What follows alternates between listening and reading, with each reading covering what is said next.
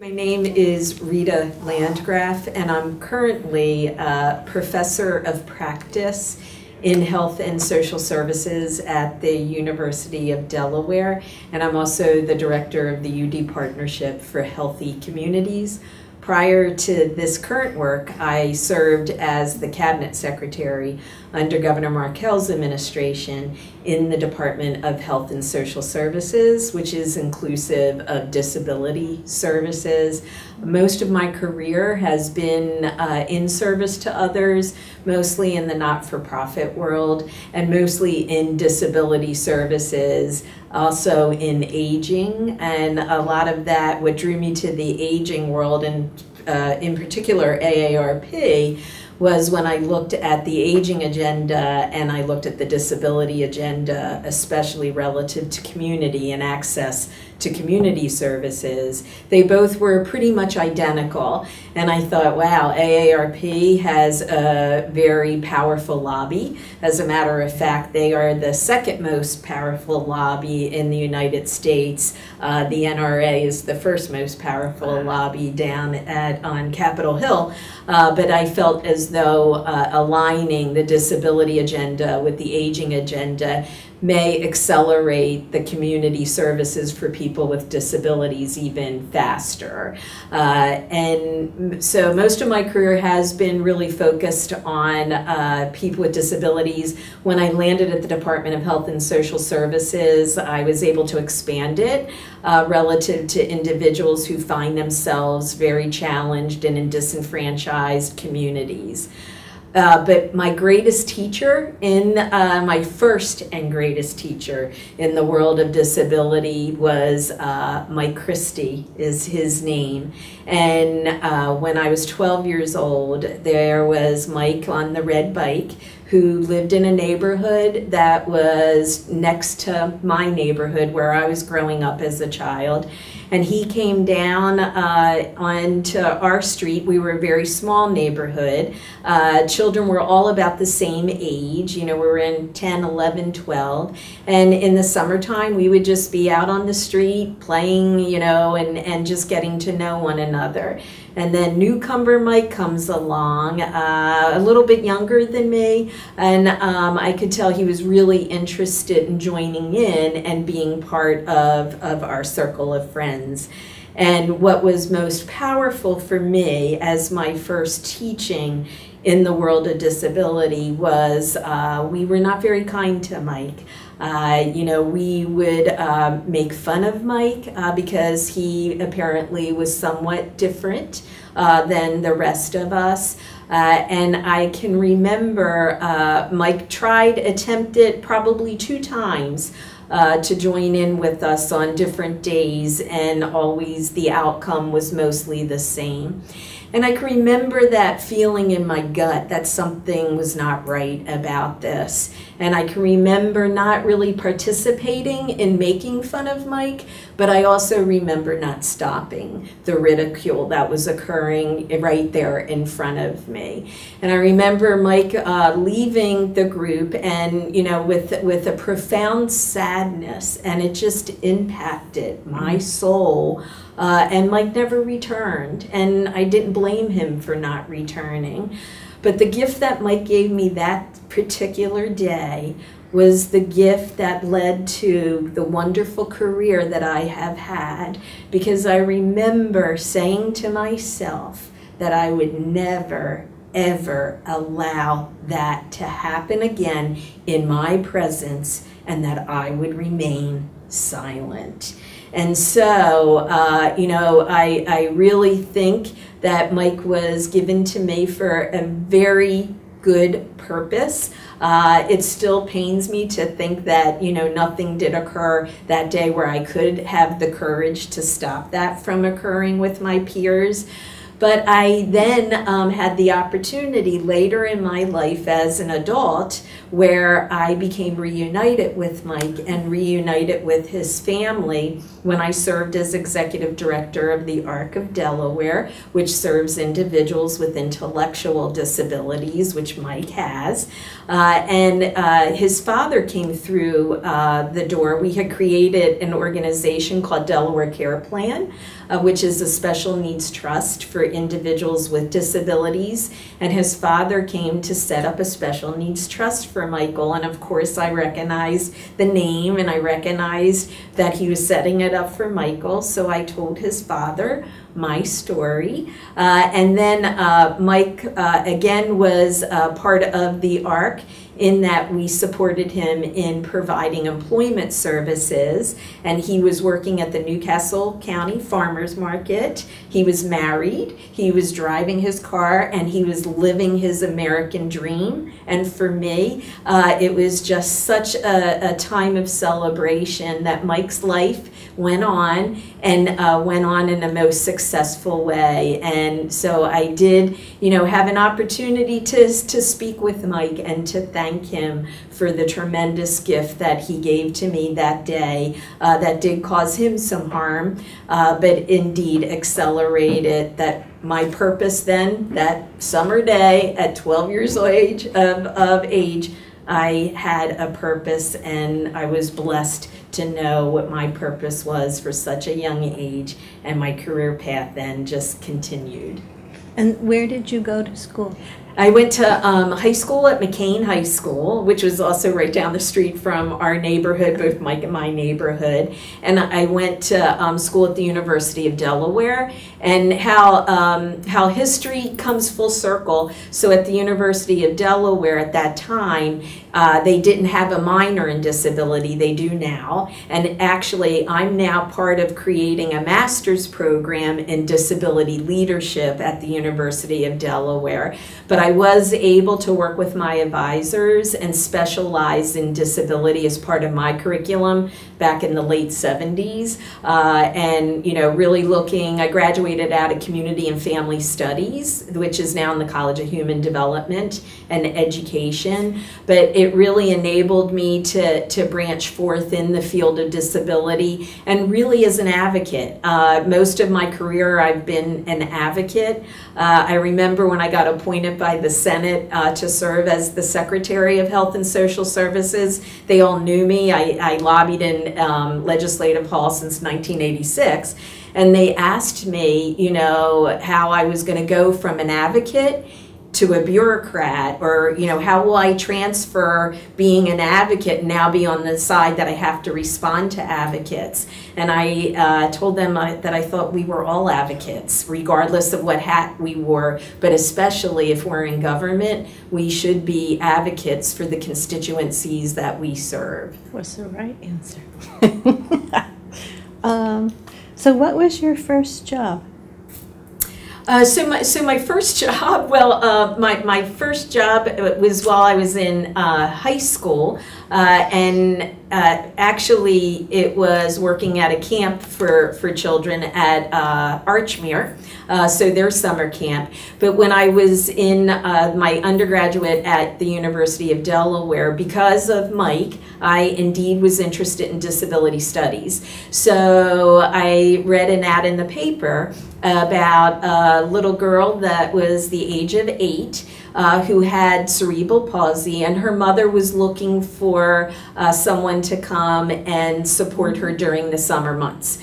And so I answered that ad. At that time, Mom and the family lived in Pike Creek. So I remember going to her home and seeing this beautiful young girl of age 8 with the most gorgeous brown eyes, huge brown eyes. And I remember when I answered the ad and her mother, we were having a conversation, and I was asking her, what do you want for Chrissy? Her name was Chrissy. I said, what would you want for Chrissy? And I commented on how beautiful she was. And I remember her mother just looked at me, and on the spot, she said, you have the job. And I said, really? And I said, don't you want like references? And then she said, every other person who came to my home would look at my daughter and they would say, I wasn't expected to see someone that had such a severe disability. I don't think I'm prepared to handle this. And she said I was the first one that came and looked at her just like a child, just like an 8-year-old little girl. And so, you know, again, being not that well versed in the field, except for what Mike taught me and now what Chrissy was teaching me, that also had a profound impact on me, because we're all children first, we're all people first. You know, some of us just might happen to have a disability, but we all have our gifts and we all have our liabilities. It's just us as humans. But to see her mother was actually in tears, and she said, I was becoming so discouraged because everybody would look at Chrissy and couldn't even see the child that Chrissy is. And so I actually supported Chrissy in the summer months for 2 years, and we just had the time of our life. It really furthered my education relative to even individuals that might communicate in different ways. Chrissy did not have speech, but Chrissy, you know, I always thought that Chrissy had in that brain, she was a genius. I always thought, because I would watch her adapt to her environment and how we would communicate, and she taught me how to communicate with her, was if you asked her a question, a yes or no question, for yes, she would smile, and for no, she would stick out her tongue. And I used to know, like, if she really didn't want something, because that tongue would come out so very forceful, and she would like frown and let you know, and I'd be like, oh, okay, you really don't like this, do you, Chrissy? And, you know, so it even taught me that for communication, not everybody communicates in the same way, but we all can communicate if we pay attention to each other and we're very purposeful and deliberate in that moment. So she gave me that gift as well. And, you know, again, she re-entered into my life when I was at the Arc of Delaware as a young adult that she was. She has since passed on, but, you know, I attribute a lot of my foundation relative to working with people with disabilities, having friends with disabilities, to my early years, and the gift of Mike and the gift of Chrissy. They taught me so very, very much. So what do you think is your defining moment in this field? Once you get past Mike and Chrissy, yeah. Then how do you think you personally have made the most impact? Well, and you know, I think impact, that's interesting, that how do I think I made the most personal impact, because I think no one on their own makes much of an impact. It's more of collectively, how do we make an impact? How do we get from our, like our Chrissys and our Mikes in this world, and how do we utilize that to transform regardless of what our occupation is? You know, I'm blessed, as I said, to have known my purpose, especially from a career track, but regardless, you know, it's inclusive. It's how do we treat each other? How do we promote diversity? We all win when we do that. And so for me, to be able to devote most of my career in this field, again, from my lens, is a terrific gift. Probably the most telling for me on the national stage was the ability to work with Governor Markell when he chaired the National Governors Association. And at that point, he came to me because he met me through disability. So he knew of my background. Partly why he appointed me as his cabinet secretary was because of my background in aging and disability. But what he asked me was, when you're chair of the National Governors Association, you're chair for a year, and you get to pick any agenda that you want as a sitting governor that you want to promote across the nation. So he came to me and he said, I would like to promote advancing employment of persons with disabilities. And he was like, what do you think? And I was like, wow, I think that's great. I said, I'm so proud of you, Governor, because that really is a tremendous agenda item that will really put more attention on this as a national agenda, since you have all sitting governors around the table, that, you know, will pick this up as their agenda stateside, but also to promote it as a national agenda. And he asked me to support him in staffing that agenda. So I had an opportunity to work with the staff at the NGA and to really take that across the country, working with the numerous governors who absolutely took it on as also a platform for them. What I saw was bipartisanship.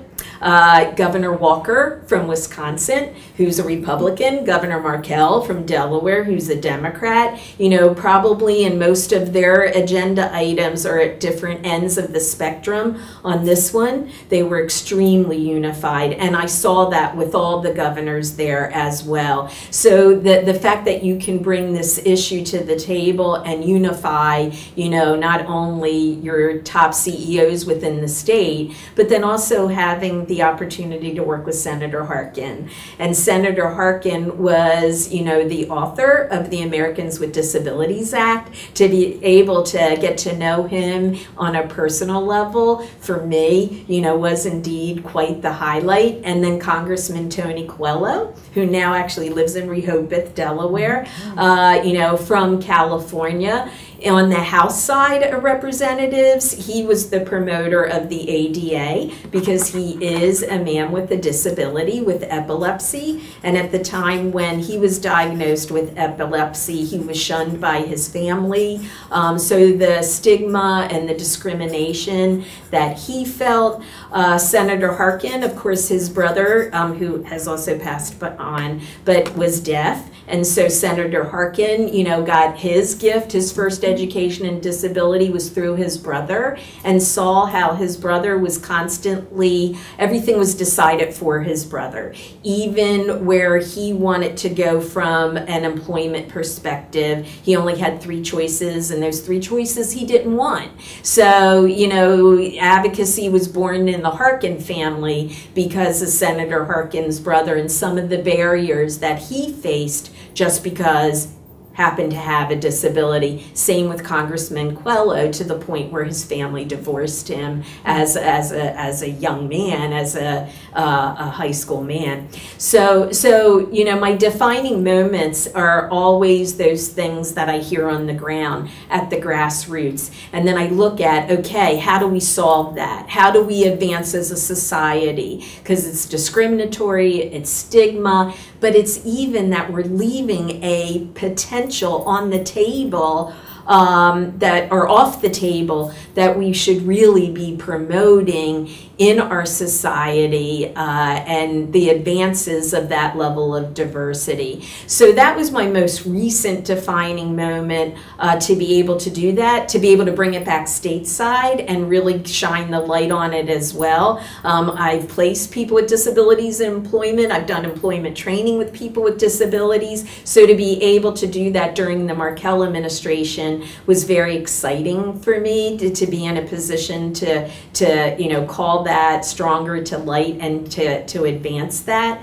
Also in my work as a policymaker, you know, I want to continue this work because we still have a lot to do. We haven't by any means reached where we need to be as a society. And what I see happening now, for me, is quite frightening because we have the potential of sliding backwards and very far backwards. When you think about the Affordable Care Act and what that provided for people with disabilities, through the elimination of pre-existing condition. A disability is a pre-existing condition. So many individuals were never able to attain health insurance, and that's why they're on the Medicaid program. But there's flaws in Medicaid. Medicaid was established in the 60s, primarily as insurance for individuals in poverty. So now there's an association between poverty and people with disabilities. It's the only class of individuals that by policy we reinforce that they remain in poverty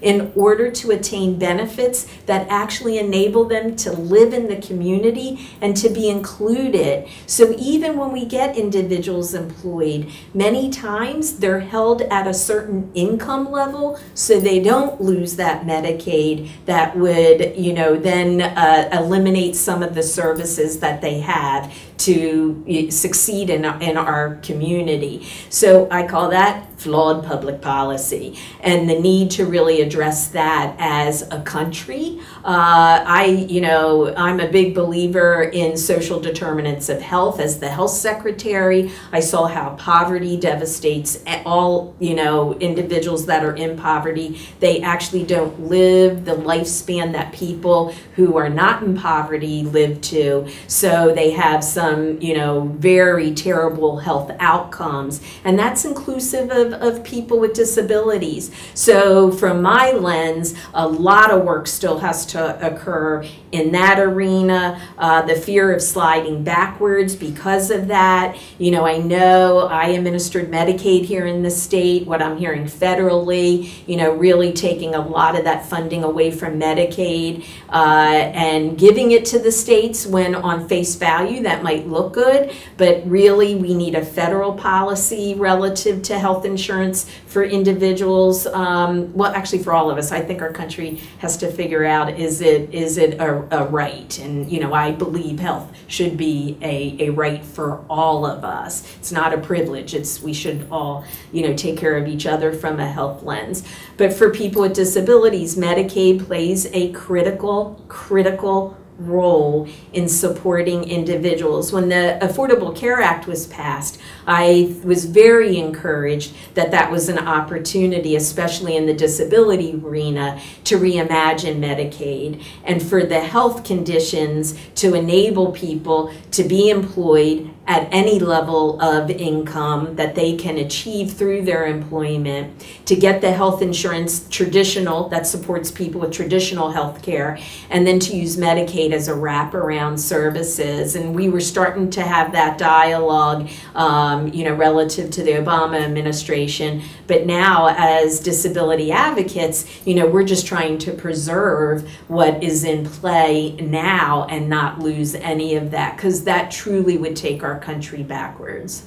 In your position at the university, are you working on public policy? I am. My position at the university enables me to go across all the colleges at the university, and then I also want to collaborate with the other institutions of higher learning within our state. So the School of Public Policy and Public Administration, we're working closely with that school, and of course the Biden Institute. We are very blessed here in Delaware by having Vice President Joe Biden return to Delaware and put his domestic policy work at the University of Delaware. So the Biden Institute, we're engaging them relative to advancing the policy, and especially in the health arena. The other thing I heard a lot as I served as secretary in some of the work that we did under the Markell administration relative to financial empowerment.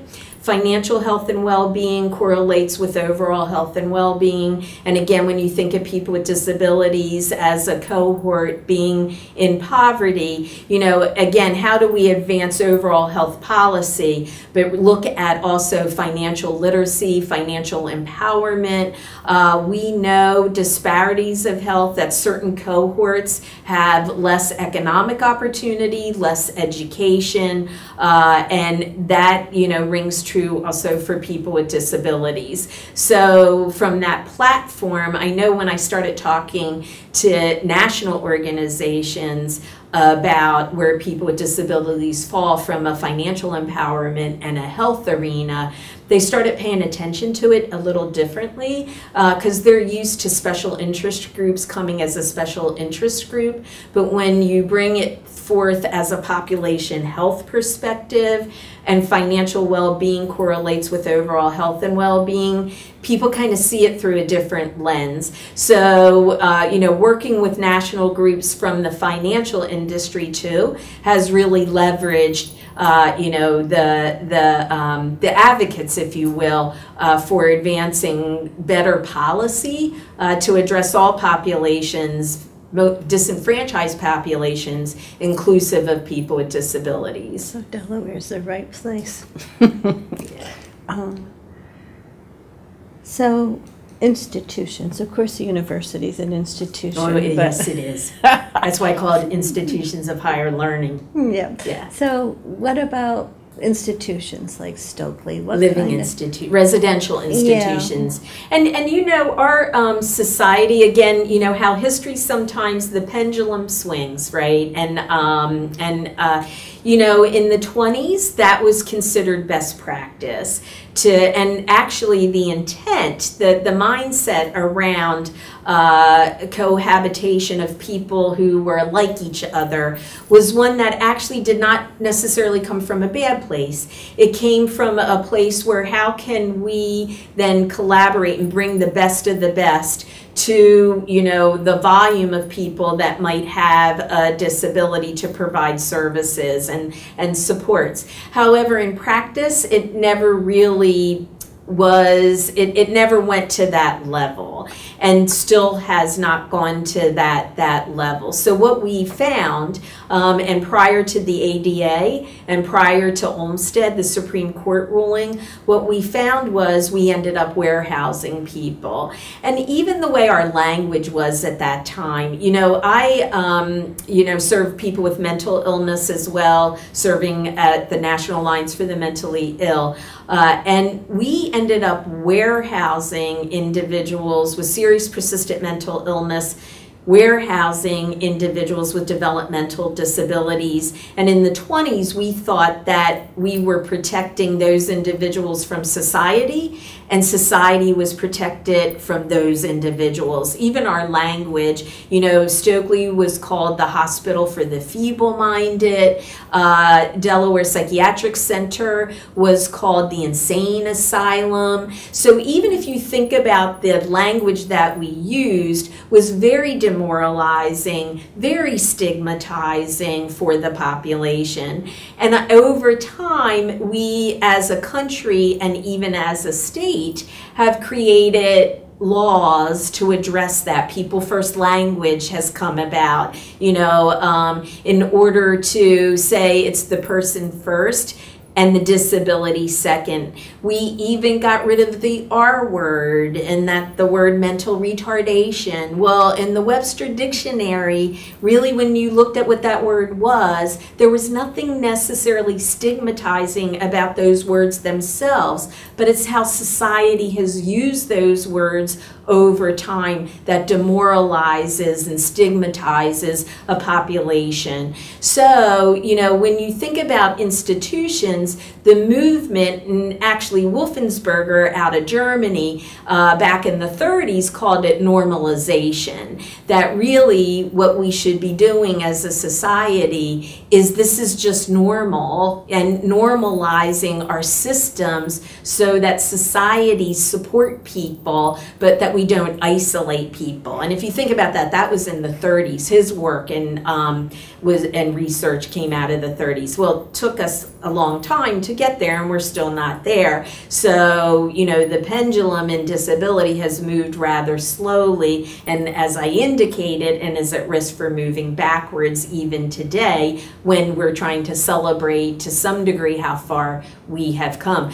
There was a time that for people with intellectual disabilities, we didn't even recognize them in our school system, in our public school system. The ARC that I had that I served here in Delaware was created in the 50s by parents who actually saw a different life for their children, and they didn't want to put them in an institution. They wanted to care for them at home. So the original services that the ARC promoted before public education stepped in the 70s, the ARC promoted the first schools for children with intellectual disabilities. And then come the 70s, and I'm sure Brian has touched upon the law end of this, Public Law 94-142, which was the Education for the Handicapped Children's Act, which for the first time included children with disabilities in the public education system. That law is now IDEA, Individuals with Disabilities Education Act, continues to evolve to ensure that students are actually educated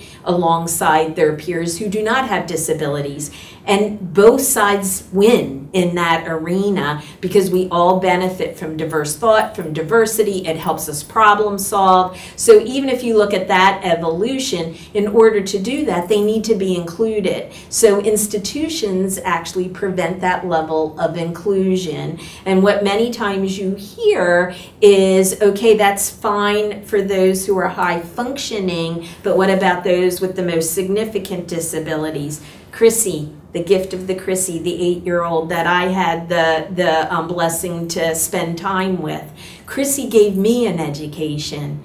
Even when her communication was such that was limited, I learned from her, and hopefully I gave some teaching to her as well. So that argument in my mind is flawed, and the onus should be on us, not on the individuals that are born or acquire disability. We need to continue to evolve. We, as the United States of America, have the ability, have the intellect, we've proven it as our country, to continue to evolve, and rather than discriminate or isolate populations, we should be at the forefront actually engaging populations. Amen. And as a university, that's where we hope to advance. And I'm very pleased when I think about, this fall, we will be offering a master's in leadership and disability. So because it starts there, and then how do you integrate the work of policy, the work of our teaching as a flagship university, and then how do we give our students the experience on the ground? And so my work in Healthy Communities is to actually advance all of that. So were you involved at all in the beginnings of ADA and IDEA? I was, because I started, at the ARC. I was just starting in the 80s, really looking at, because the education then, with Public Law 94-142, had just occurred in the 70s. So I worked with families in helping families actually compose the IEPs, the Individualized Educational Program for their children, and really kind of being there for as their advocate. Systems sometimes are very difficult to navigate, and usually the system has multiple professionals, and here you are, a parent or a student with a disability. So looking at, again, through the lens of that student, having the honor of being there to learn what goes on between our systems, whether that's education, whether that's employment, whether that's health. How do you interact with that system, and how does that system interact with you? How do we then enhance the skills of the constituents, the families and the individuals, so that they can navigate those barriers, but also how do we change the system and transform those systems? So I had the ability to do that at the school level. I had the ability to do that at the adult level. I was at the Client Assistance Program, which is part of Congress, created the Client Assistance Program, which is to advocate for individuals that utilize the Vocational Rehabilitation Program. And so whenever there was discrepancy between what individuals wanted and what the Voc Rehab system wanted, the Client Assistance Program is there to mediate between the two systems and to serve as a support to the individuals. So I served as an advisor, they call it CAP. I served as an advisor to that, had the ability to learn. Again, most of my teachings have come from on the ground, interacting on the ground, interacting with the systems, and then looking at, okay, I might be able to solve this one-on-one for this person, but it's a bigger issue. It's a systemic issue. So how do we use the tools to transform our system? The ADA then came along, was very involved with advocating for that on the Hill. Then Olmsted came along, and then when I landed as the cabinet secretary, our Division of Substance Abuse and Mental Health was under fire. I was able, because of warehousing people with serious persistent mental illness and not affording them a robust community-based system. I think it was like I'm blessed to be there at that time to work with the United States Department of Justice to create a settlement agreement that would honor the ADA, honor Olmsted, but really honor the people themselves that should be afforded the opportunity with supports to be in their communities and to do that work. For the years that I served as cabinet secretary, we were the first state in the nation that successfully resolved that settlement agreement by the 5 years that it was intended to be resolved. And the lives that I saw that were able to leave the Delaware Psychiatric Center that had been there for decades, had never been in community, you know, for like 30 years, and to be able to watch that transformation, to create peer support. Peers are individuals that have the same lived experience, to really upgrade that, make the peers part of our system of care, get them certified, so actually then there's a payment stream through insurance that can pay them for those services, and helping others who, you know, are coming out of DPC or need that support on the ground through a peer. We respond to each other largely through our lived experiences. So we saw so many great things happening by advancing our system of care.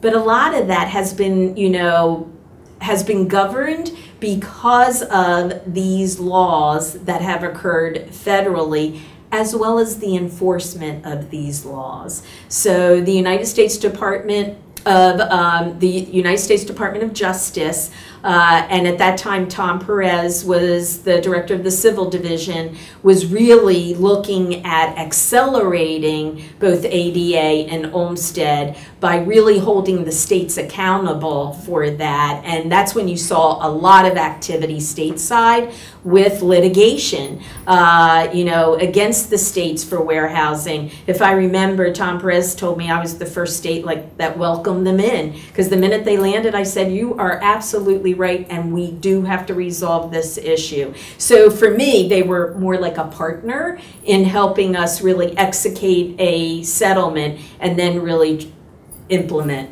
that service. So somebody said Stokely went from like 700 to 100? Yes. Yeah. Yeah. And now I think it might even be down to 60. Wow. Yeah. Stokely, actually, that work was done while I was still at the ARC. And they didn't, that work also was brought on by the state. So that wasn't the United States Department of Justice coming in like we had for people with serious persistent mental illness, but the ARC actually sued the state for people with intellectual disabilities and under Olmsted.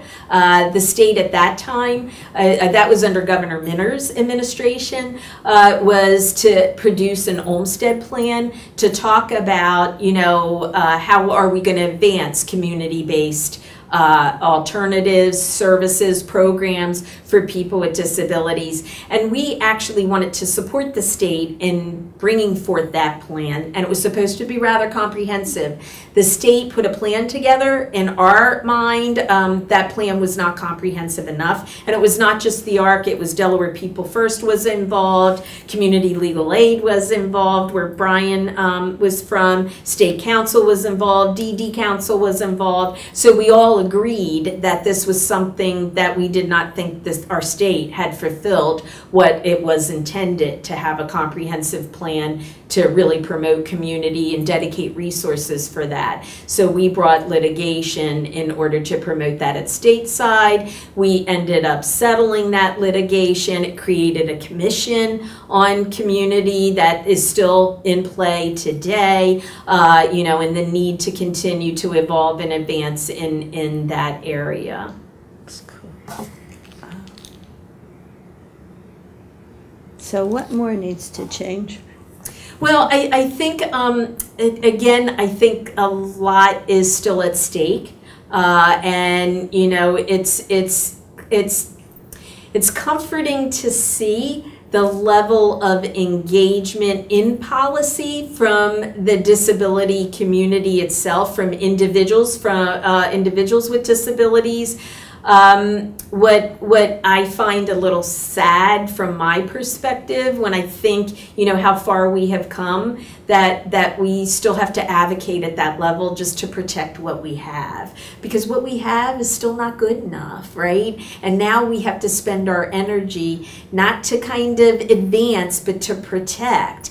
And that's what it remains concerning to me with where we are as a country right now. There is also, when the pendulum swings, there is also a movement to look at, you know, more of an isolation from the perspective of residential and homes and housing. And from my perspective, that takes us backwards, even if those communities are such that they can offer the best of the best. If people aren't included with the rest of us, I think we all lose from that. I've just seen it. I've seen it as an employer of people with disabilities. I've seen it in my neighborhood with people with disabilities. I have a stepson with intellectual disabilities, and you know, my life is richer because he is in my family. And if I never knew him, I would be missing a lot from engaging with him. So I think, you know, right now, where we are in our point in history, we do have to remain so very vigilant to protect what is there. And then I think we have to advance it. We have to advance it from that innovation lens. And again, not blaming the cohort, but looking at how do we enhance the lives of this cohort in a way that then enhances all of our lives. So as I said, the onus is on us. And what we do with this moment will be telling. It'll be telling to all those pioneers that came before us, people, you know, like even President Kennedy and, you know, his family and what they were looking at to advance the civil rights of individuals with disabilities. All of that work didn't happen overnight. It was an evolution. And we were just trying, you know, even today, to fully implement the ADA. And now we have, and then the Affordable Care Act came, and Olmstead came, and parity came. We're not at full parity between behavioral addiction and mental health and physical health, but we have a law on the books. So we've had these laws on the books now for decades, but yet we're not fully embracing those laws at a time that we have the chance of going backward. And that's why we have to remain vigilant to protect that. But I challenge all of us to go beyond the protection and actually look at how do we advance. Because at the end of the day, and you know, as what we all think about here in Delaware, we're thinking about it, across the country, we're thinking about it, as a nation, we think about it. Economics and, you know, the fiscal stability of our country and of our state. At the end of the day, though, when people are included, when individuals with disabilities get the same opportunity as people without disabilities, we indeed fiscally have more to gain in that type of system than the current system we have in play. Talking about fiscal responsibility, tell me, some people think it's cheaper to have the people in the community with support staff. How does that play out with what you know? Well, the highest cost of care is at a facility-based level cost of care. And in Delaware, for a long time, I said that we have a bias in facility-based care. Being Secretary of Health, I was actually responsible for 5 facilities that largely supported people with disabilities and other chronic health issues. And for being a population of less than 1 million, like, that is kind of unheard of. So that's why I said we seem to have a facility-based bias in our services to people with disabilities. But just like anything, acute care, hospital care is your highest cost of care. So fiscally, you can leverage your funding to serve more people in a community-based framework, AARP would estimate for every one person that's served in a nursing home, you can serve 3 in the community. And you need to provide a robust menu of supports that will help individuals. Sometimes how we fund for this level of care, we don't fund necessarily a menu, or that menu's restricted, so you may have, certain support needs or service needs, and you might not be able to get all of them.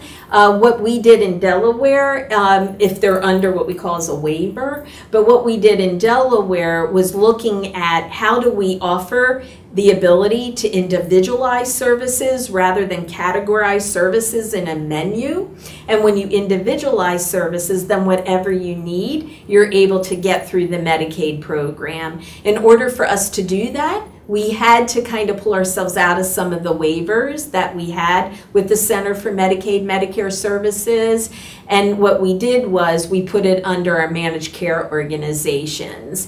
And that was the best place to afford that we could offer individualized services. What I said to the ground when that happened, some states do that actually to curb cost. That wasn't our intent. Our intent was to be able to have a more robust offering and support for individuals based on their individualized needs. But where we needed to gain competency was our managed care organizations needed to gain those competencies to support the population of individuals with disabilities. So, that I hope, continues, those competencies continue to go up, and people with disabilities are getting what they need based on their individualized needs. So, what more needs to change? If you had a magic wand, what would you do? Well, and I think there's still stigma. I think there's still stigma. I think also, what I see happening, I also think that we need to focus on individuals with disabilities who are aging. I think we kind of created our system as individuals were growing up. So, the ARC was created in the 50s because they wanted to keep their children at home. So they focused on the education system. How do I keep my children at home and get them education? Well, then their children grew up, and now most of those children that were born in the 50s are older adults. And, I don't believe in that arena we have advanced to the degree that we do. So many of our older adults, many times the system doesn't allow for them to even retire like it does for people that don't have disabilities because of how their care is supported. So they may still need to be working or going to vocational programs. I remember a gentleman said to me, he's a friend of mine, and he said, Rita, and I think he's 68 years old, he's like, because I was like, how you doing, friend? And he goes, well, I would really like to retire, and he's still working, but that's not his wish, right? So I think in advancing, again, let's go back to the grassroots. Let's listen. Let's understand what the people want. Then the onus is on us to create those systems of care that will afford people what their desires are, what their dreams are. So if he wants to retire, let's come up with a retirement plan that meets what he wants to do at this stage in his life. So I think from that perspective is just one example. I also think the quality of our services, we need to continue to challenge ourselves at all levels for what people desire, what their dreams are, how do we support them in achieving their dreams, even if they're diverse across all the spectrum, but then how do we also ensure that what we're providing is of a quality and something of what that population really wants. So the field is evolving with the baby boomers as we get older, huh? It is, yeah. But remember, there's still a lot at risk, and you do see people almost going backwards, wanting what was the traditional delivery of service where you congregate people. of like, you congregate people and then you bring in the service delivery to them, where we had been evolving under ADA and Olmsted to get the people amongst all people, walking, in all walks of life, but providing the supports and services that they need in order to be successful. So what, if we were going to write a biography of you, and I hope someday they do, right? What would you like people to know about you in the future? What would be your few words that would be self-descriptive? Well, I think, my core value is promoting a diverse society and community, and that we need to value the gifts of all that are brought to the table, and we really need to promote equity and equality. And from my lens, that should be the core value of our country, and then how we allocate our funding and how we develop our policy should be wrapped around that core value. And so what I see in allocation of funding and what I see in policy, whether that be looking at people with disabilities, whether that be looking at people in poverty, whether that be looking at child care, I see that that is not our core value as a country. So what I would hope for our future is that we advance and make that our core